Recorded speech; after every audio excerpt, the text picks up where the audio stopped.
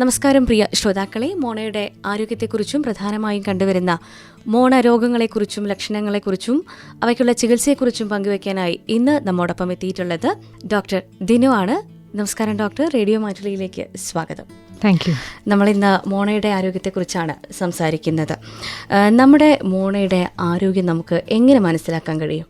നമ്മൾ പൊതുവേ നോക്കുന്ന ചില ലക്ഷണങ്ങളുണ്ട്. ഇപ്പം നമ്മുടെ മോണ, നമ്മൾ പല്ല് തേക്കുന്നവരാണ്, എല്ലാ ദിവസവും പല്ല് തേക്കുന്നവരാണ് അല്ലേ. അപ്പം നമ്മൾ പല്ല് തേക്കുമ്പോൾ മോണയിൽ നിന്ന് ചോര വരുന്നുണ്ടോ, അല്ലെങ്കിൽ നമ്മൾ കണ്ണാടിയിൽ എന്ന് നോക്കി ചിരിക്കുന്നവരാണ്. അപ്പോൾ ചിരിക്കുമ്പോൾ നമ്മുടെ മോണയുടെ നിറം സാധാരണഗതിയിൽ ഒരു പിങ്ക് കളറായിരിക്കണം.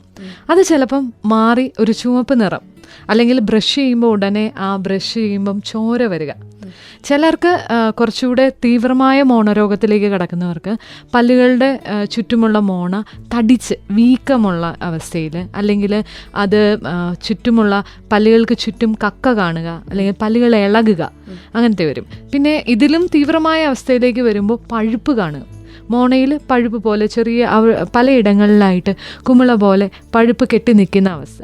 ഇതൊക്കെയാണ് നമ്മൾ ആരോഗ്യമുള്ള മോണയാണോ അല്ല രോഗാവസ്ഥയാണോ എന്ന് തിരിച്ചറിയുന്ന ചില ലക്ഷണങ്ങൾ. മിക്കവരിലും ഈ ലക്ഷണങ്ങളൊക്കെ നമുക്ക് സ്വയമേ വിലയിരുത്താൻ പറ്റും. മറ്റുള്ളവർ ഡോക്ടറുടെ അടുത്ത് ചെല്ലാതെ തന്നെ നമുക്ക് കാണാൻ പറ്റും. നമ്മുടെ വാ തുറന്ന് നോക്കി നമ്മുടെ മിക്കവരുടെയും കക്ക രൂപപ്പെടുന്നത് താഴത്തെ നിരയിലുള്ള പല്ലുകളുടെ ഉൾവശത്ത്, അപ്പം നാവിനോട് ചേർന്നിരിക്കുന്ന ഭാഗത്ത് ഉമിനീർ ഗ്രന്ഥിയുടെ ഒരു ഓപ്പണിങ് വരുന്നത് ഈ താഴെയുള്ള നിരയിലെ പല്ലുകളുടെ പുറകുവശത്തായിട്ടാണ്. അപ്പോൾ അവിടെ പെട്ടെന്ന് കക്ക വരും. രണ്ടാമത്തെ ഓപ്പണിംഗ് ഉള്ളത് മുകളിലത്തെ നിരയിലുള്ള പുറകിലേക്കുള്ള പല്ലുകളുടെ കവിളിനോട് ചേർന്ന വശം. ആ വശങ്ങളിലും ഇതേപോലെ കക്ക ഏറ്റവും ആദ്യം രൂപപ്പെടും.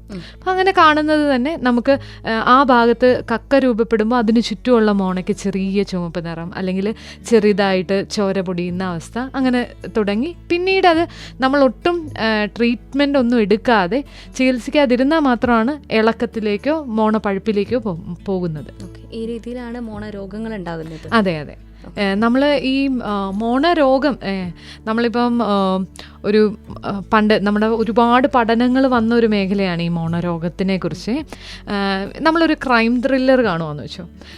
ചില സമയത്ത് ക്രൈം ത്രില്ലറിൽ ഒരു വില്ലൻ ഉണ്ടാവും.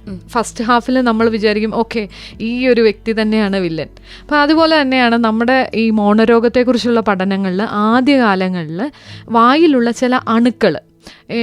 ചില അണുക്കൾ കാരണം അത് പുറപ്പെടുവിക്കുന്ന ചില രാസവസ്തുക്കൾ നമ്മുടെ മോണയെയും നമ്മുടെ ചുറ്റുമുള്ള എല്ലിനെയും ഒക്കെ ബലക്ഷയമുണ്ടാക്കി മോണരോഗം വരുത്തുന്നു എന്നുള്ളതായിരുന്നു പഠനങ്ങളെല്ലാം തെളിയിച്ചിരുന്നത്. അപ്പോൾ ആദ്യ കാലഘട്ടത്തിൽ ഒരു 100-200 വർഷത്തോളം ഈ ഒരു അണുക്കളുടെ ചുറ്റുമുള്ള ഒരു പഠനമായിരുന്നു നടന്നിരുന്നത്.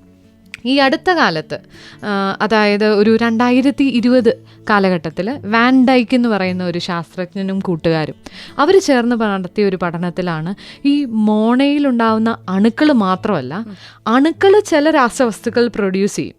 അതിന് പ്രതിരോധമായിട്ട് നമ്മുടെ ശരീരം പ്രൊവൈഡ് ചെയ്യുന്ന അല്ലെങ്കിൽ പുറപ്പെടുവിക്കുന്ന ചില വസ്തുക്കളുണ്ട്. അതാണ് കൂടുതൽ ദോഷം ചെയ്യുന്നത് എന്നുള്ള ഒരു പഠനത്തിലേക്ക് വന്നു. അപ്പം നമ്മുടെ ശരീരത്തിൽ ഇപ്പം എന്തെങ്കിലും ഒരു ഇൻഫെക്ഷൻ ഉണ്ടാവുകയാണ്, ഇപ്പം മോണയിൽ ഇൻഫെക്ഷൻ ആകാം, അല്ലെങ്കിൽ ശരീരത്തിൽ ഏത് ഭാഗത്തിലും. അപ്പം നമ്മുടെ പ്രതിരോധ ശക്തി എന്ത് ചെയ്യും, ചില കോശങ്ങളെ പ്രൊഡ്യൂസ് ചെയ്യും, ആൻറ്റിബോഡീസ് എന്ന് പറയും. ഈ ആൻറ്റിബോഡീസിനെ വരുത്തിക്കണമെങ്കിൽ അതിന് ചില സിഗ്നലിംഗ്, നമ്മളിപ്പോൾ വാട്സാപ്പിൽ ഒരു മെസ്സേജ് ഇടുന്നത് പോലെ നമ്മുടെ ശരീരത്തിൽ നിന്ന് തന്നെ ചില മെസ്സേജുകൾ അയക്കും. അപ്പം അത് ആ മെസ്സേജുകൾ ചില മീഡിയേറ്റേഴ്സ് എന്ന് അതിന് പറയാം. അപ്പോൾ ഈ ഇൻ്റർലൂക്കിൻ, സൈറ്റോകൈൻ, അങ്ങനെയൊക്കെ നാമധേയത്തിലുള്ള ചില മെസ്സേജുകൾ അയക്കും. ഈ മെസ്സേജിൻ്റെ പരിണിതഫലമായിട്ടാണ് ഓരോ കോശങ്ങളും ഈ പറഞ്ഞ ഇൻഫെക്ഷനുള്ള സൈറ്റിലേക്ക് വരിക. നമ്മുടെ ഈ അണുബാധയുണ്ടാകുമ്പോൾ, അല്ലെങ്കിൽ നമ്മുടെ വായിലും മോണയിലുള്ള അണുക്കൾ വളർന്ന് ക്രമാതീതമായിട്ട് അതിൻ്റെ എണ്ണത്തിൽ വർദ്ധിക്കുമ്പോൾ ഇതിൻ്റെ റെസ്പോൺസായിട്ട് മെസ്സേജ് നമ്മുടെ ബോഡി പ്രൊഡ്യൂസ് ചെയ്യും. ആ മെസ്സേജിന് ഒരു സാധാരണഗതിയിൽ ഒരു അണുവിനെ നശിപ്പിക്കാൻ വേണ്ടിയിട്ട് ഒരു 2 ആൻറ്റിബോഡി മതിയാകും. പക്ഷെ ചില സമയത്ത് എന്ത് ചെയ്യും, 2ന് പകരം ഒരു 2000 അയക്കുക. അപ്പോൾ എന്ത് പറ്റും, ഈ ഒരു 2000-ൻ്റെ എഫക്റ്റ് കാരണം നമ്മുടെ ശരീരത്തിൻ്റെ കോശങ്ങളെ കൂടെ അത് ബാധിക്കും. അണുക്കളെ മാത്രമല്ല കോശങ്ങളെയും കൂടെ സ്വന്തം ശരീരത്തെ തന്നെ അത് നശിപ്പിക്കുന്ന ഒരവസ്ഥ. അപ്പോൾ ഇതാണ് ഞാൻ പറഞ്ഞത്, സെക്കൻഡ് ഹാഫിൽ എത്തിയപ്പോഴാണ് യഥാർത്ഥ വില്ലൻ നമ്മുടെ ശരീരത്തിലുള്ള ഈ പ്രതിരോധ ശക്തിക്ക് വേണ്ടിയിട്ട് പ്രൊഡ്യൂസ് ചെയ്യുന്ന ഓരോ രാസവസ്തുക്കളും തന്നെയാണ് എന്ന് തിരിച്ചറിഞ്ഞത്. അപ്പോൾ ഇപ്പോൾ ഉള്ള പഠനങ്ങളെല്ലാം ഈ ഇൻഫ്ലമേഷൻ ഉണ്ടാക്കുന്ന അല്ലെങ്കിൽ വീക്കം ഉണ്ടാക്കുന്ന പ്രതിരോധ ശക്തിയുടെ കോശങ്ങളെക്കുറിച്ചുള്ള പഠനങ്ങളാണ് ഇപ്പോൾ ഈ നാളുകളിൽ കൂടുതലായി നടക്കുന്നത്. ഓക്കെ, അപ്പോൾ ഈ മോണയുടെ ആരോഗ്യം അത് ശരീരത്തിൻ്റെ മൊത്തത്തിലുള്ള ആരോഗ്യത്തെയും ബാധിക്കുന്നതാണോ? തീർച്ചയായും. അത് ഞാൻ പറഞ്ഞല്ലോ, ഈ നമ്മുടെ ശരീരത്തിലുണ്ടാകുന്ന പ്രതിരോധ ശക്തിക്ക് വേണ്ടിയിട്ട് പുറപ്പെടുവിക്കുന്ന ഓരോ മീഡിയേറ്റേഴ്സ് എന്ന് പറയുന്ന ഇവർ ചെയ്യുന്ന ദോഷം ഈ അണുക്കളുണ്ടാക്കുന്ന ദോഷത്തെക്കാളും ഇരട്ടിയാണ്. ഇപ്പം ഈ അടുത്തിടങ്ങിയ പല പഠനങ്ങളും ഇപ്പം നമ്മൾ പൊതുവെ ഒത്തിരി പേർക്ക് സന്ധിവാതം ഉണ്ടാവും അല്ലേ, റുമാറ്റിക് ആർത്രൈറ്റിസ് വരുന്നു. അപ്പം റുമറ്റോയിഡ് ആർത്രൈറ്റിസ് വരുമ്പോൾ നമ്മുടെ ഈ പറഞ്ഞ അണുക്കൾ പ്രൊഡ്യൂസ് ചെയ്യുന്ന ചില രാസവസ്തുക്കൾ സിട്രുലിൻ എന്ന് പറയുന്ന ഒരു പദാർത്ഥത്തെ ഉണ്ടാക്കും. ഈ സിട്രുലിനെതിരെ നമ്മുടെ ശരീരം പ്രൊഡ്യൂസ് ചെയ്യുന്ന ആൻറ്റിബോഡീസ്, പ്രതിരോധത്തിന് വേണ്ടി പ്രൊഡ്യൂസ് ചെയ്യുന്ന സാധനങ്ങളാണ് ഈ ഇത്തരം സന്ധിവാതത്തിലേക്ക് കൂടുതൽ നയിക്കുന്നത്. അപ്പം ഇങ്ങനെ ഇതിനുമായിട്ടൊരു ബന്ധം കാണുന്നുണ്ട്. വീണ്ടും ബന്ധം വരുന്ന ചില മേഖലകൾ, ഇപ്പം ഡയബറ്റിസും മോണരോഗവും പരസ്പരം ബന്ധപ്പെടുന്നു എന്നാണ് പറയുന്നത്. ഇപ്പോൾ ഡയബറ്റിസ് ഉള്ളവർക്ക് മോണരോഗം കൂടുതൽ കാണാം. മോണരോഗം നല്ലോണം ഉള്ളവർക്ക് ഇടവിട്ട് അവിടെ ഇവിടെയും പഴുപ്പുകൾ വരുന്ന അല്ലെങ്കിൽ പല്ലുകൾ ഇളകുന്ന ഈ വ്യക്തികൾ ഒന്ന് ഷുഗർ പരിശോധിച്ച് നോക്കിയേ, അവരുടെ രക്തത്തിലുള്ള ഷുഗറിൻ്റെ അളവ് മിക്കവാറും കൂടുതലായിരിക്കും. ഇത് പരസ്പരം ബന്ധപ്പെട്ട് കിടക്കുക. വീണ്ടും വേറൊരു ഈ അടുത്ത് വന്ന പഠനമാണ് അൾഷീമേഴ്സ്.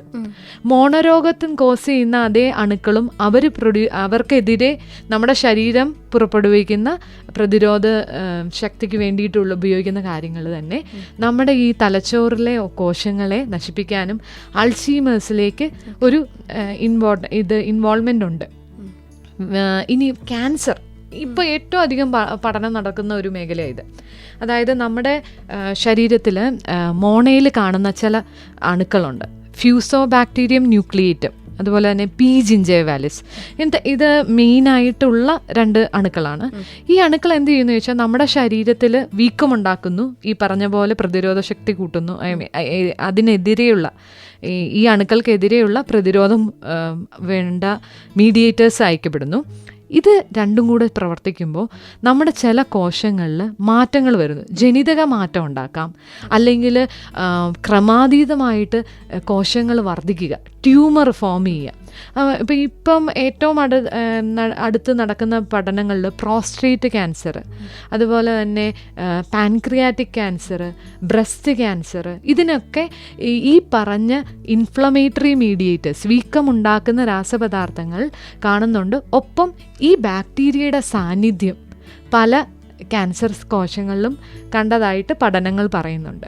ഡയബറ്റിക് പേഷ്യൻസിൽ ഇങ്ങനെ പറഞ്ഞു, അൽഷിമേഴ്സ് ഉള്ളവർക്ക് പറഞ്ഞു. അതുപോലെ മറ്റേതെങ്കിലും രോഗത്തിൻ്റെ ഒരു ലക്ഷണമായിട്ടോ അല്ലെങ്കിൽ ഏതെങ്കിലും ഒരു രോഗമായിട്ടോ ബന്ധപ്പെട്ട് കിടക്കുന്നുണ്ടോ ഇത്? നമുക്ക് പൊതുവെ ഡയറക്റ്റ് ഇന്ന അസുഖമുള്ളവർക്ക് ഇന്നത് കാണാം അങ്ങനെ ഒരു നിർബന്ധമില്ല. പക്ഷെ മോണരോഗത്തിലുള്ള അണുക്കൾ പല നമ്മുടെ ശരീരത്തിലെ അവയവങ്ങളെയും അല്ലെങ്കിൽ നമ്മുടെ പ്രതിരോധ ശക്തിയെ ബാധിക്കുന്നത് കൊണ്ട് രോഗങ്ങളിലേക്ക് നയിക്കാം. ഇന്ന അസുഖമുള്ള ആൾക്ക് ഇന്ന ലക്ഷണം അങ്ങനെ പറയാൻ പറ്റില്ല. കൂടുതലും മോണയിൽ നമ്മളിപ്പം ചില ഇതിൻ്റെ ലക്ഷണങ്ങളായിട്ട് പറയാറുണ്ട്. ഇവർക്ക് പിന്നീട് നമ്മൾ വേറെ ടെസ്റ്റുകളൊക്കെ നടത്തുമ്പോൾ ഈ പറഞ്ഞ രോഗങ്ങൾ കാണപ്പെടാറുണ്ട്. അപ്പോൾ പൂർണ്ണമായും എല്ലാ അസുഖങ്ങൾക്കും മോണരോഗമുണ്ട് എന്നല്ല, മോണരോഗത്തിൽ പ്രവർത്തിക്കുന്ന അതേ അണുക്കളും ഈ വക രോഗങ്ങളിലും കാണുന്നുണ്ട് എന്നുള്ളതാണ് അതിലെ ഒരു ബന്ധം. പൊതുവെ സ്ത്രീകളിലാണോ പുരുഷന്മാരിലാണോ ഇത്തരം മോണരോഗങ്ങൾ കൂടുതലായി കാണപ്പെടുന്നത്? സ്ത്രീകളിലും പുരുഷന്മാരിലും ഒരുപോലെ തന്നെ ബാധിക്കാം. സ്ത്രീകളിലൊരു പ്രത്യേകതയുള്ളത് ഹോർമോണിൻ്റെ വ്യതിയാനങ്ങൾ. ഇപ്പം സ്ത്രീകളുടെ ഇപ്പം പ്രായപൂർത്തിയാകുന്ന പെൺകുട്ടികളിൽ പ്യൂബർട്ടിയുടെ ടൈമിൽ അവർക്ക് ഹോർമോൺ പെട്ടെന്നൊരു മാറ്റം വരികയാണ്. ആ സമയത്ത് നമുക്ക് സ്ത്രീകളിൽ കാണുന്ന മെയിനായിട്ടുള്ള 2 ഹോർമോൺസ് ഈസ്ട്രജനും പ്രൊജസ്ട്രോണുമാണ്. ഈ 2 ഹോർമോണുകളും നമ്മുടെ മോണയുടെ ഓരോ സെൽസിനെയും അല്ലെങ്കിൽ ഗംസ് എന്ന് പറയും, ഗംസിൻ്റെ ഓരോ കോശങ്ങളെ എപ്പിത്തീലിയം ഉണ്ട്, അല്ലെങ്കിൽ അതിൻ്റെ അകത്തെ ഓരോ ടിഷ്യൂവിൻ്റെ തിക്നെസ് കോശങ്ങളുടെ ആരോഗ്യത്തെ ബാധിക്കുന്നുണ്ട്. അത് നല്ല രീതിയിലും ബാധിക്കുന്നുണ്ട്, അതേസമയം ചീത്ത രീതിയിലും, രണ്ട് രീതിയിലും അതിനെ എഫക്റ്റ് ചെയ്യും. അപ്പോൾ ഈ ഹോർമോൺ വ്യതിയാനങ്ങൾ കൂടുതൽ സ്ത്രീകളിലായതുകൊണ്ട് സ്ത്രീകളുടെ ചില ഹോർമോൺ വ്യതിയാനങ്ങൾ വരുന്ന സമയങ്ങളിൽ മോണരോഗം കൂടുതലായിട്ട് കാണാം. ഇപ്പം ഞാൻ പറഞ്ഞതുപോലെ പ്രായപൂർത്തിയാകുന്ന കുട്ടികൾക്ക് പ്യൂബർട്ടി ടൈമിൽ പെൺകുട്ടികൾക്ക് ചിലപ്പോൾ മോണവീക്കം വരും. പെട്ടെന്ന് മോണയ്ക്കൊരു തടിപ്പോ അല്ലെങ്കിൽ മോണയിൽ നിന്ന് ചോര വരികയോ, അങ്ങനെയുള്ള കുട്ടികൾ പല്ല് ക്ലീൻ ചെയ്ത് കഴിഞ്ഞാൽ അതങ്ങ് മാറും. പിന്നെ ചിലർക്ക് ആർത്തവത്തിൻ്റെ സമയത്ത്, അത് ആർത്തവത്തിൻ്റെ ആരംഭത്തിൽ തൊട്ട് മുൻപിൽ ഒരു 2-3 ദിവസത്തിന് മുൻപ് ചിലർക്ക് മോണയിലൊരു വീക്കം വരുന്നത് കാണാറുണ്ട്. ചിലർക്ക് ആർത്തവത്തിൻ്റെ സമയത്ത് കാണുന്നവരുണ്ട്. അപ്പോൾ അത് ഓരോ വ്യക്തികളുടെയും ഹോർമോണിൻ്റെ ഏറ്റക്കുറവുകൾ അനുസരിച്ചിരിക്കും ഈ വ്യതിയാനങ്ങൾ വരുന്നത്. പിന്നെ വീണ്ടും ഏറ്റവും ഇമ്പോർട്ടൻ്റ് ആയിട്ടുള്ളത് പ്രഗ്നൻസി, ഗർഭകാലാവസ്ഥയിൽ ഹോർമോൺ നമ്മുടെ ആ ശിശുവിനെ വളരാനുള്ള ക്രമാതീതമായിട്ട് നമുക്ക് ഹോർമോണിൻ്റെ ഒരു ആവശ്യമുണ്ട്. അപ്പം ആ സമയത്ത് നമുക്ക് മോണരോഗത്തിൻ്റെ സാധ്യത കൂടുതലാണ്. ചിലർക്ക് ഈ പ്രഗ്നൻസി ട്യൂമർ എന്ന് പറയും. പ്രഗ്നൻസി ഗർഭകാലത്ത് അവരുടെ മോണയിൽ ചെറിയൊരു തടിപ്പ് പോലെ, ഒരു മുഴ പോലെ കാണുക. അത് ഡെലിവറി കഴിഞ്ഞതിന് ശേഷം ഈ ഒരു ഗ്രോത്ത് അല്ലെങ്കിൽ ആ ഒരു തടിപ്പ് തന്നെത്താനെ ചിലർക്ക് പോകും. വളരെ ചുരുക്കം ചിലർക്കത് ശോഷിച്ചു പോകാത്തവർക്ക് നമ്മളത് സർജിക്കലി അതൊന്ന് മാറ്റി കൊടുക്കേണ്ടി വരും. ഇതുപോലെ ഈ അടുത്ത ഒരുപാടുള്ള പഠനങ്ങളിലൊരു മെയിൻ ഭാഗം ഈ മോണരോഗമുള്ള രോഗികളിൽ അല്ലെങ്കിൽ ഗർഭിണികളിൽ എങ്ങനെ ഗർഭാവസ്ഥ ശിശുവിനെയും അതുപോലെ തന്നെ ഡെലിവറിയെയും ബാധിക്കുന്നു എന്നുള്ളത്. ഈ നമ്മൾ ആദ്യം തുടക്കത്തിൽ പറഞ്ഞല്ലോ, ഇൻഫ്ലമേഷൻ ഉണ്ടാകുന്നു അല്ലെങ്കിൽ വീക്കം ഉണ്ടാകുന്നു, പ്രതിരോധത്തിനുള്ള രാസവസ്തുക്കൾ വരുന്നു. ഈ രാസവസ്തുക്കൾ വായിലുള്ള അണുക്കൾ വായിൽ പ്രൊഡ്യൂസ് ചെയ്യുന്നതാണെന്ന് നമ്മൾ വിചാരിക്കും.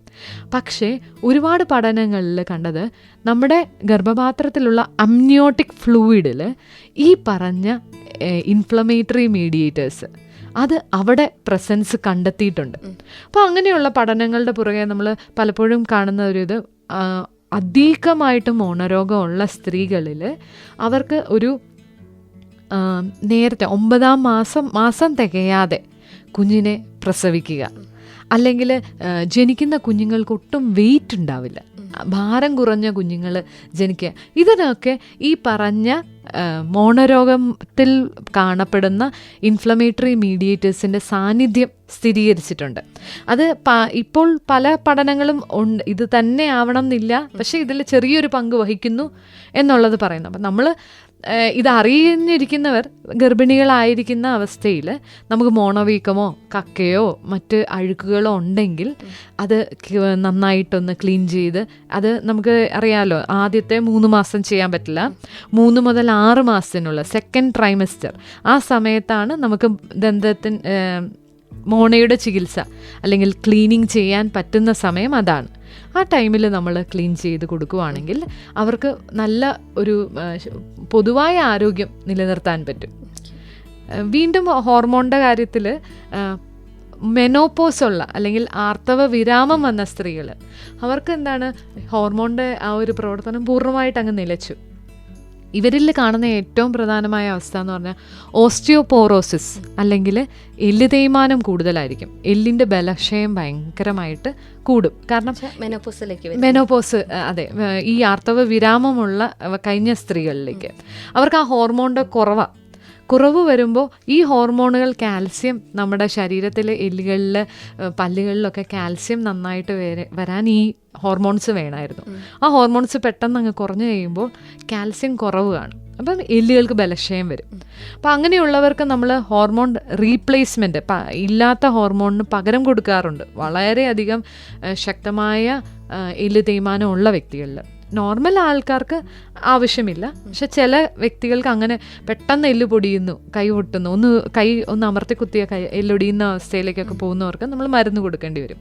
അപ്പം ഇങ്ങനെയുള്ള വ്യക്തികൾക്കും പെട്ടെന്ന് എല്ലുകൾക്ക് മോണയിലെ അല്ലെങ്കിൽ നമ്മുടെ പല്ലുകൾക്ക് ചുറ്റുമുള്ള എല്ലുകൾക്ക് ബലക്ഷയം ഉണ്ടാകും.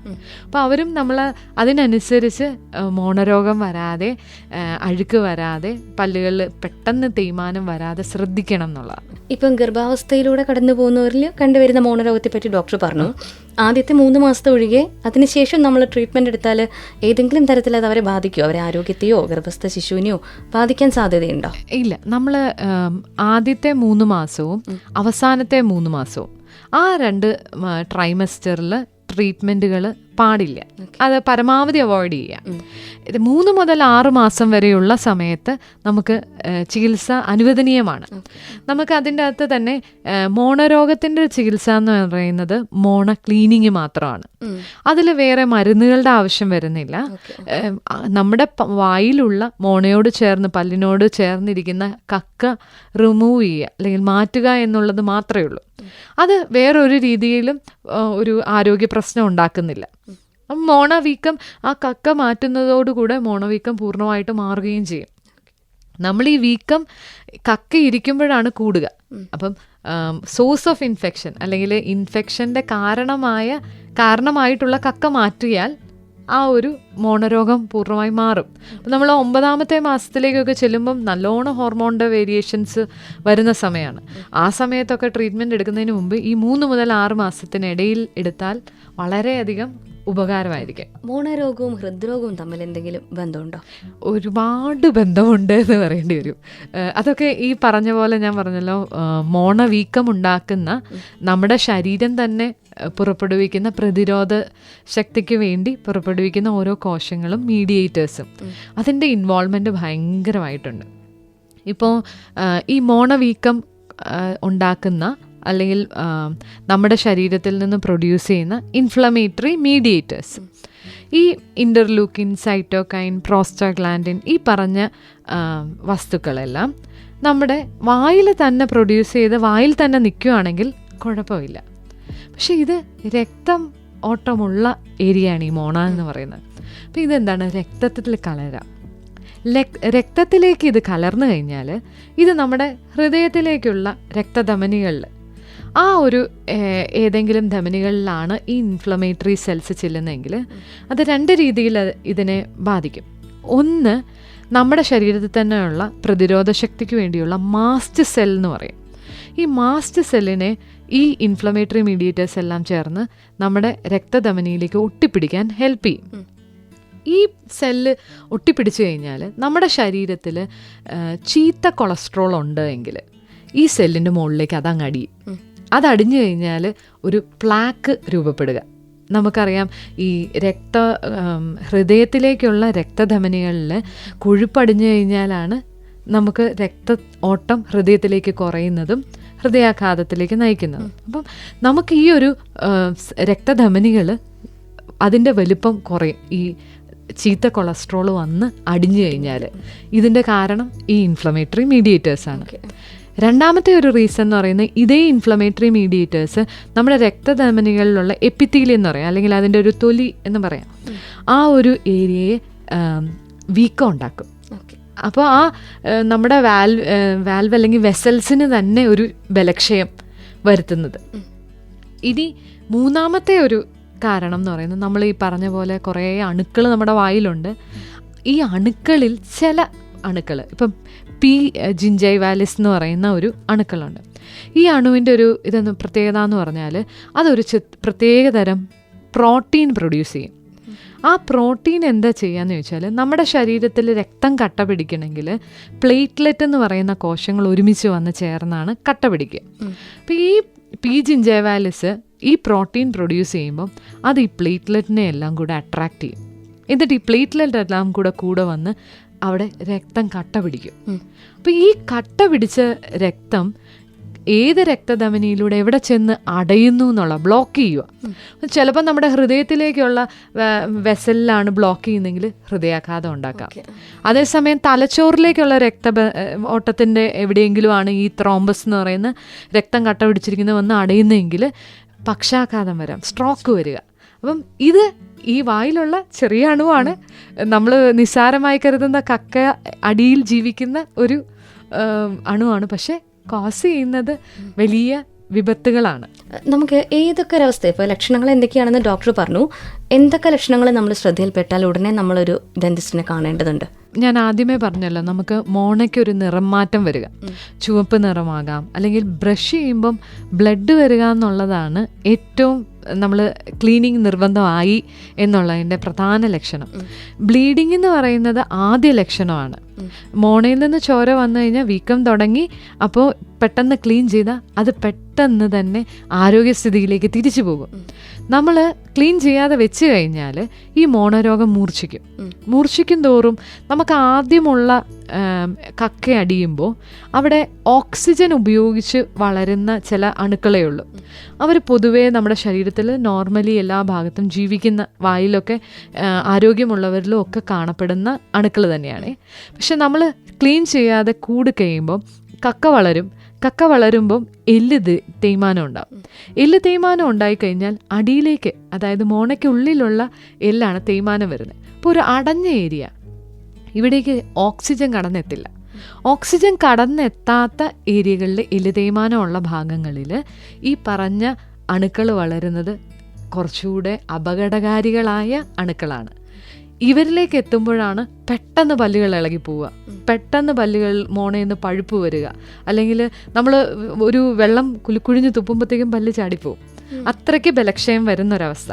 അത് ഒരു നെക്സ്റ്റ് സ്റ്റേജിലേക്ക് വരുന്നതാണ്. അപ്പം നമ്മൾ ഈ മോണയിൽ നിന്ന് രക്തം ബ്രഷ് ചെയ്യുമ്പം ചോര വരുന്നുണ്ടെങ്കിൽ ഉടനെ തന്നെ ക്ലീൻ ചെയ്താൽ ഇത് വീണ്ടും പുരോഗമിക്കില്ല. അവിടം കൊണ്ട് ആരോഗ്യം തിരിച്ചു കിട്ടും.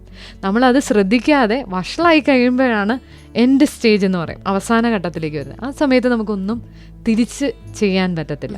അപ്പോൾ ഇതാണ് നമ്മൾ മെയിനായിട്ട് ശ്രദ്ധിക്കേണ്ട ഒരു കാര്യം. ബ്രഷ് ചെയ്യുമ്പോൾ ചോര വരുന്നുണ്ടോ. ഇനിയുള്ള ശ്രദ്ധയിൽപ്പെടേണ്ട കാര്യം, എവിടെയെങ്കിലും പഴുപ്പ് പോലെ വരും. അത് ഈ പറഞ്ഞ പോലെ ഷുഗർ പേഷ്യൻസ് ആകാം, അല്ലെങ്കിൽ ചില ഭാഗങ്ങളിൽ പെട്ടെന്ന് പല്ലിൻ്റെ ഇടയിൽ ഫുഡ് ഭക്ഷണം കുടുങ്ങുക. അപ്പം നമ്മൾ ചിലപ്പം എന്തെങ്കിലും ടൂത്ത് പിക്കോ അല്ലെങ്കിൽ ചില ബ്രഷുകളോ ഉപയോഗിച്ചൊക്കെ ക്ലീൻ ചെയ്യുമായിരിക്കാം. പിന്നീടും വീണ്ടും ക്ലീൻ ചെയ്തിട്ടും പോകാത്തൊരവസ്ഥയിൽ നിൽക്കുന്നു. അവിടെയൊക്കെ പഴുപ്പുകൾ പെട്ടെന്ന് വരും. അങ്ങനെയുള്ള ഭാഗങ്ങളും നമ്മൾ ക്ലീൻ ചെയ്ത് വേണ്ട രീതിയിൽ ആ ഫുഡ് കയറുന്നതിന് ചികിത്സ കൊടുത്താലേ വീണ്ടും മോണരോഗം വർദ്ധിക്കാതിരിക്കുകയുള്ളൂ. അപ്പോൾ ഈ രീതിയിലൊക്കെ നമുക്ക് മോണെ സംരക്ഷിക്കാം. അപ്പം സ്ത്രീകളുടെ കാര്യം ഡോക്ടർ പറഞ്ഞു, കുട്ടികൾക്ക് ഇതുപോലെ മോണരോഗം വരാൻ സാധ്യതയുണ്ടോ? കുട്ടികളിലും മോണരോഗം വരുന്നവരുണ്ട്. അത് ഞാൻ ഈ പറഞ്ഞല്ലോ, മോണരോഗം വരുന്നത് ആദ്യം നമുക്ക് അഴുക്കടിയുന്നത്, കക്ക അടിയുന്നതാണ്. കക്ക അടിയുന്നത് ഉമിനീര് ഉള്ള ഓരോരുത്തരുടെയും ഘടന അനുസരിച്ചാണ്. എല്ലാവർക്കും കക്ക ചിലപ്പോൾ ഫോം ചെയ്യില്ല. ചിലർ ഒരു നേരം ബ്രഷ് ചെയ്യുന്നവരായിരിക്കും, പക്ഷെ കക്ക ഒട്ടും കാണില്ല, വളരെ അഴുക്കില്ലാത്തവരായിരിക്കും. എന്നാൽ 2 നേരം ബ്രഷ് ചെയ്തിട്ടും പെട്ടെന്ന് കക്ക അടിയുന്നവരുണ്ട്. അത് നമ്മുടെ ഉമിനീരിൻ്റെ ഒരു ഘടനയുടെ ഭാഗവും കൂടിയാണ്. കക്ക രൂപപ്പെടാനുള്ള അതിൻ്റെ അകത്തെ ഒരു എലമെൻ്റ് എന്ന് പറയുന്നത് ഭക്ഷണമാണ്. ഭക്ഷണം അടിയുന്നു, അതിൻ്റെ മുകളിലേക്ക് കാൽസ്യം, ഫോസ്ഫറസ് തുടങ്ങിയ പദാർത്ഥങ്ങൾ ഉമിനീരിൽ നിന്നാണ് വരുന്നത്. അപ്പോൾ ഉമിനീരിൽ നിന്ന് കിട്ടുന്ന ഈ സാധനങ്ങളുടെ അളവ് കൂടുതലാണെങ്കിലാണ് കക്ക രൂപപ്പെടുക. അപ്പോൾ എല്ലാവർക്കും ഈ പറഞ്ഞ പോലെ മോണരോഗം വരണമെന്നില്ല. അവരുടെ ഉമിനീരിൽ തന്നെ പ്രതിരോധ ശക്തി ഈ അണുക്കളെ തുടക്കത്തിലേ നിർത്താൻ, അല്ലെങ്കിൽ കക്ക ഫോം ചെയ്യുന്നതിന് മുമ്പേ തടയാൻ പറ്റുന്ന ശേഷിയുള്ളവരായിരിക്കും. അപ്പോൾ കുട്ടികളിൽ ഈ ശേഷി കുറവുള്ളവരിൽ കുട്ടികളിൽ തീർച്ചയായും കക്ക രൂപപ്പെടാറുണ്ട്. പൊതുവേ പുതിയതായിട്ട് പാൽപ്പല്ല് പറഞ്ഞ് പുതിയ ആദ്യത്തെ പല്ലുകൾ വരുമ്പോൾ താഴെ നിരയിലുള്ള പല്ലുകൾക്ക് മിക്ക കുട്ടികളിലും ഈ പറഞ്ഞ പോലെ മോണയ്ക്ക് ചുറ്റും, പല്ലിന് ചുറ്റും അഴുക്ക് കാണാറുണ്ട്. അത് നമ്മൾ ഒരു 10 വയസ്സിന് മുകളിലേക്കുള്ള കുട്ടികൾക്ക് നമ്മൾ ക്ലീൻ ചെയ്ത് കൊടുക്കാറുമുണ്ട്. അതിന് താഴേക്കുള്ളവർക്ക് പല്ലുകൾ വരുന്നു തുടങ്ങുന്ന സമയത്ത് വേണമെന്നില്ല. പക്ഷേ നമ്മൾ ആവശ്യമെങ്കിൽ, കക്ക നന്നായിട്ട് രൂപപ്പെടുന്നു, മോണവീക്കം കാണുന്നു എന്നുണ്ടെങ്കിൽ ക്ലീൻ ചെയ്ത് കൊടുക്കാം. ഇപ്പം പ്രത്യേകിച്ച് ഇത്തരം ലക്ഷണങ്ങളൊന്നും കാണാത്ത ഒരാളിൽ ഭാവിയിൽ ഇത്തരം പ്രശ്നങ്ങൾ ഉണ്ടാകാതിരിക്കാനായിട്ട് ക്ലീൻ ചെയ്യേണ്ടതുണ്ടോ? ഇത്തരം ബുദ്ധിമുട്ടുകൾ ഇല്ലെങ്കിൽ ക്ലീൻ ചെയ്യേണ്ട കാര്യമുണ്ടോ? നമ്മൾ നോർമലി നമ്മുടെ വീട്ടിൽ തന്നെ നമുക്ക് ആദ്യത്തെ പ്രതിരോധം വീട്ടിൽ വെച്ച് തന്നെയാണ്. ഏതൊക്കെ രീതിയിൽ നമുക്ക് ചെയ്യാൻ കഴിയും? നമുക്ക് ചെയ്യാൻ പറ്റുന്ന ഒന്ന്, ബ്രഷ് ചെയ്യുക, 2 നേരം ബ്രഷ് ചെയ്യുക. പിന്നെ നമ്മൾ പേസ്റ്റ് ഉപയോഗിച്ച് തന്നെ ബ്രഷ് ചെയ്യുക. പലരും ബ്രഷ് മാത്രം മതി, ബ്രഷ് പേസ്റ്റും കൂടെ ഉപയോഗിച്ചാൽ ബുദ്ധിമുട്ടുക എന്ന് പറയും. ബ്രഷും പേസ്റ്റും ഉപയോഗിക്കുക. കാരണം പേസ്റ്റിൽ ചില ഘടനകൾ ഈ അണുക്കളെ നിയന്ത്രിക്കാൻ പറ്റും. അതുപോലെ തന്നെ കക്ക ഫോം ചെയ്യുന്നത്, ഈ കക്ക എന്ന് പറയുന്നത് ഭക്ഷണം വന്ന് പല്ലിലേക്ക് ഒട്ടിപ്പിടിച്ച് അതിൻ്റെ മുകളിൽ അടുത്ത കാൽസ്യം ഫോസ്ഫറസും വന്ന് അടിയുന്നതാണ്. അപ്പം ഈ ആദ്യത്തെ ഭക്ഷണം വന്ന് പല്ലേൽ അടിയാതെ തടസ്സപ്പെടുത്താൻ വേണ്ടിയിട്ട് പേസ്റ്റുകൾക്ക് സാധിക്കും. അപ്പോൾ പേസ്റ്റ് ഉപയോഗിച്ച് തന്നെ പല്ല് തേക്കുക. പിന്നെ നമുക്ക് വീട്ടിൽ നിന്ന് ചെയ്യാൻ പറ്റുന്നതാണ് ഫ്ലോസിങ്. ഡെൻ്റൽ ഫ്ലോസ് നമുക്ക് ഇവിടെ നമുക്ക് എല്ലായിടത്തും അവൈലബിൾ ആണത്. ചെറിയ നൂലാണ്. അപ്പോൾ ആ നൂലിൻ്റെ അകത്ത് നമ്മൾ വീട്ടിലുള്ള പലരും പറ്റുന്ന ഒരു അബദ്ധമാണ്, വീട്ടിൽ നൂലുണ്ടല്ലോ, നമ്മൾ ആ തയ്ക്കുന്ന നൂലെടുത്ത് പല്ല് ക്ലീൻ ചെയ്യും. ആ നൂല് അപകടകാരിയാണ്. ഈ ഫ്ലോസ് എന്ന് പറയുന്നതിന് ഒരു വാക്സിൻ്റെ ഒരു കോട്ടിംഗ് ഉണ്ട്. അപ്പം വാക്സ് അല്ലാത്തതുകൊണ്ട് പക്ഷെ സോഫ്റ്റാണ്, മുറിയില്ല. അപ്പം നമ്മളത് മെല്ലെ മോണയുടെ ഇടയിലേക്ക്, രണ്ട് പല്ലുകൾക്കിടയിലുള്ള ഭാഗത്തൂടെ ക്ലീൻ ചെയ്ത് മോണയോട് രണ്ട് പല്ലുകൾക്കിടയിലുള്ള മോണയും ഇടയിൽ ഫുഡ് കുടുങ്ങിയിരിക്കുന്നുണ്ടെങ്കിൽ അത് വെച്ച് ക്ലീൻ ചെയ്യുവാണെങ്കിൽ കക്ക വരുന്നതിൻ്റെ ഒരു സ്പീഡ് നമുക്ക് കുറയ്ക്കാം. അത് ഒരു വശം. പിന്നെ ചിലർക്ക് രണ്ട് പല്ലുകൾക്കിടയിൽ വലിയ വിടവുകളായിരിക്കും. അപ്പം വലിയ വിടവുകൾ വരുമ്പോൾ നമ്മൾ പൊതുവേ ടൂത്ത് പിക്ക് ഈസിലി പെട്ടെന്ന് കിട്ടുന്നതാണ്. ടൂത്ത് പിക്കിൻ്റെ ഒരു പ്രശ്നം എന്താണെന്ന് വെച്ചാൽ അത് ചിലപ്പോൾ കുത്തിക്കഴിഞ്ഞാൽ ചിലപ്പോൾ മോണയിൽ മുറിവായാൽ ആ വിടവ് വലുതായിക്കൊണ്ടിരിക്കും. അതിലും നല്ലത് ഇൻ്റർഡെൻ്റൽ ബ്രഷ് എന്ന് പറയും. അതായത് രണ്ട് പല്ലുകൾക്ക് ഇടയിൽ ഉപയോഗിക്കാവുന്ന ചെറിയ ഒരു പേനയുടെ നിബിൻ്റെ വലിപ്പമുള്ള ചെറിയൊരു ബ്രഷാണ്. അപ്പോൾ അത് സോഫ്റ്റാണ്, നമുക്ക് മോണയിൽ മുറിവും ഉണ്ടാവില്ല, ഈ ഇടയിലുള്ള ഭക്ഷണം കുത്തി ക്ലീൻ ആക്കാനും പറ്റും. ഇങ്ങനെ ഈ രീതിയിൽ നമ്മൾ ഉപയോഗിക്കാം. പിന്നെ നമുക്ക് മൗത്ത് വാഷ് ഉപയോഗിക്കാം. മൗത്ത് വാഷ് പലതരത്തിലുള്ള മൗത്ത് വാഷുകൾ നമുക്ക് അവൈലബിൾ ആണ്. ഇപ്പം ക്ലോർഹെക്സിഡിൻ എന്ന് പറയുന്ന ഒരു കണ്ടൻറ്റുള്ള മൗത്ത് വാഷുകളുണ്ട്. അത് നമുക്ക് ഈ പറഞ്ഞ പോലെ അണുക്കളെ നിയന്ത്രിക്കാൻ പറ്റും. കക്ക വന്ന് അടിയുന്നത് വളരെയധികം ലിമിറ്റ് ചെയ്യാൻ പറ്റും. പക്ഷെ അതിനൊരു ചെറിയൊരു പ്രശ്നമുള്ളത്, സ്ഥിരമായിട്ട് എല്ലാ ദിവസവും 2 നേരമൊക്കെ ഉപയോഗിക്കുന്നവരിൽ ചിലരിൽ കറയുണ്ടാക്കാറുണ്ട്. മൗത്ത് വാഷ്, ക്ലോർഹെക്സിഡിൻ അടങ്ങിയ മൗത്ത് വാഷ് സ്റ്റെയിൻസ് ഉണ്ടാക്കാറുണ്ട്. നമ്മളത് എല്ലാ ദിവസവും ഉപയോഗിക്കുന്നത് അവോയ്ഡ് ചെയ്യുക. അത് നമുക്കൊരു ആഴ്ചയിൽ 2-3 തവണയോ അങ്ങനെയൊന്ന് ഉപയോഗിച്ച് ഈ പേസ്റ്റും മൗത്ത് വാഷും ഉപയോഗിക്കുമ്പം ഒരു അരമണിക്കൂറത്തെ ഇടവേള ഉണ്ടാവണം. നമ്മളൊന്ന് ബ്രഷ് ചെയ്ത് കഴിഞ്ഞ് അരമണിക്കൂർ കഴിഞ്ഞേ മൗത്ത് വാഷ് ഉപയോഗിക്കാവുള്ളൂ. ഇല്ലെങ്കിൽ മൗത്ത് വാഷിലെ ക്ലോർഹെക്സിഡിനും പേസ്റ്റിലുള്ള ഘടനയും തമ്മിൽ ഓപ്പോസിറ്റായിട്ട് ഇൻട്രാക്ട് ചെയ്യും. അപ്പോൾ ആദ്യത്തെ പേസ്റ്റിൻ്റെ എഫക്റ്റ് ഉണ്ടാവില്ല, മൗത്ത് വാഷിൻ്റെ എഫക്റ്റും കിട്ടില്ല. അപ്പോൾ അരമണിക്കൂർ ഗ്യാപ്പ് ഇട്ടിട്ട് മൗത്ത് വാഷും പേസ്റ്റും ഉപയോഗിക്കാം. അത് പേസ്റ്റോ മൗത്ത് വാഷോ ചെയ്ത് കഴിഞ്ഞാൽ ഒരു അരമണിക്കൂർ പിന്നെ ഭക്ഷണമോ വെള്ളമോ ഒന്നും എടുക്കാതെ ഒന്ന് എഫക്റ്റ് കൊടുക്കാനുള്ള സമയം കൊടുക്കുക. അരമണിക്കൂർ കഴിഞ്ഞ് വായൊക്കെ കഴുകി കഴിഞ്ഞിട്ട് നമുക്ക് ഭക്ഷണം കഴിക്കുകയോ വെള്ളം കുടിക്കുകയോ എന്ത് വേണമെങ്കിലും ചെയ്യാം. അതുപോലെ ഈ പല്ലിൻ്റെ ഇനാമൽ നഷ്ടപ്പെടുന്നതിനെ പറ്റി പറയുമല്ലോ, അതിന് കാരണമാവുന്ന എന്തൊക്കെയാണ്? പല്ലിന് പലരും ബ്രഷ് വളരെ ശക്തമായി, ഇപ്പം ഹാർഡ്, മീഡിയം, സോഫ്റ്റ് 3 തരത്തിലുള്ള ബ്രഷുകൾ അവൈലബിളാണ്. അപ്പം പലരും എന്ത് ചെയ്യുമെന്ന് ചോദിച്ചാൽ, നമ്മൾ പറയപ്പെടുന്നത് മാക്സിമം ഒരു 2 മിനിറ്റ് ബ്രഷ് ചെയ്യാൻ വേണ്ടി സമയമെടുക്കാം. ഇത് 2 മിനിറ്റിൽ കൂടുതൽ ഒരു ബ്രഷ് ഒരാഴ്ച കഴിയുമ്പോഴത്തേക്കും വളഞ്ഞു പോകും നാരുകൾ. അത്രയ്ക്ക് ശക്തിയിൽ ഉരച്ച് തേക്കുക. അപ്പോൾ ഹാർഡ് ബ്രഷ് ഉപയോഗിച്ചാലേ ചിലർക്കൊരു വൃത്തിയായി എന്ന് തോന്നുള്ളൂ. പക്ഷേ നമ്മൾ ആ ഹാർഡ് ബ്രഷ് ഉപയോഗിക്കുമ്പോൾ പല്ലിൻ്റെ മോണയുടെയും ജംഗ്ഷനിലുള്ള ഏരിയ അത് ഭയങ്കര മൃദുവായ ഒരു ഏരിയ. അപ്പോൾ അവിടെ പെട്ടെന്ന് തേയ്മാനം വരും. അപ്പം മിക്കവരും പല്ല് തേച്ച് കഴിയുമ്പോഴത്തേക്കും കുറച്ച് വർഷം കഴിയുമ്പോൾ അവിടെ ഒരു വെട്ടുപോലെ പല്ലിൻ്റെയും മോണയുടെയും ജംഗ്ഷനിൽ വെട്ടുപോലെ തേയ്മാനം വരുന്നത് കാണാറുണ്ട്. അത് ഈ ബ്രഷ് ഉപയോഗിക്കുമ്പോൾ നമ്മളൊരു സോഫ്റ്റ് അല്ലെങ്കിൽ മീഡിയം ബ്രഷ് ഉപയോഗിക്കുക. ഹാർഡായിട്ടുള്ള ബ്രഷ് പരമാവധി ഒന്ന് അവോയ്ഡ് ചെയ്യുക. അല്ലെങ്കിൽ ഹാർഡ് ഉപയോഗിക്കുകയാണെങ്കിൽ തന്നെ വളരെ കുറഞ്ഞ സമയത്തിനുള്ളിൽ എല്ലാ ഭാഗവും വൃത്തിയാകുന്നു എന്ന് ഉറപ്പാക്കുക. അപ്പം ചില വ്യക്തികളിൽ നമ്മൾ പറയപ്പെടുന്നത് പല്ലുകൾ തേക്കുമ്പോൾ എപ്പോഴും മോണ ചേർത്ത് പല്ലിലേക്ക് തേക്കുക. ഇപ്പം മുകളിലത്തെ നിരയിലുള്ള പല്ലുകൾ തേക്കുമ്പോൾ മുകളിലത്തെ മോണ ചേർത്ത് പല്ലിലേക്ക് ബ്രഷ് ചെയ്യുക. താഴത്തെ നിലയിൽ താഴത്തെ മോണ ചേർത്ത് പല്ലിലേക്ക്. അങ്ങനെ ചെയ്യുമ്പോൾ ഈ കക്ക വന്ന് അടിയുന്നത് അതിൻ്റെ ഒരു തോത് കുറയ്ക്കാൻ പറ്റും. മോണയുടെ ആരോഗ്യത്തെക്കുറിച്ച്, പ്രധാനമായും കണ്ടുവരുന്ന മോണ രോഗങ്ങളെക്കുറിച്ച്, അതിനെ എങ്ങനെ പ്രതിരോധിക്കാം തുടങ്ങി നിരവധി കാര്യങ്ങൾ ഡോക്ടർ പങ്കുവച്ചു. പ്രത്യേകിച്ചും സ്ത്രീകളുടെ ആരോഗ്യവുമായി ബന്ധപ്പെട്ടിരിക്കുന്ന കാര്യങ്ങളെപ്പറ്റിയും. വളരെ നന്ദി റേഡിയോ മാറ്റുലിയിൽ എത്തിയതിനും ഇത്തരം വിവരങ്ങൾ നമ്മുടെ ശ്രോതാക്കൾക്കായി പങ്കുവച്ചതിനും.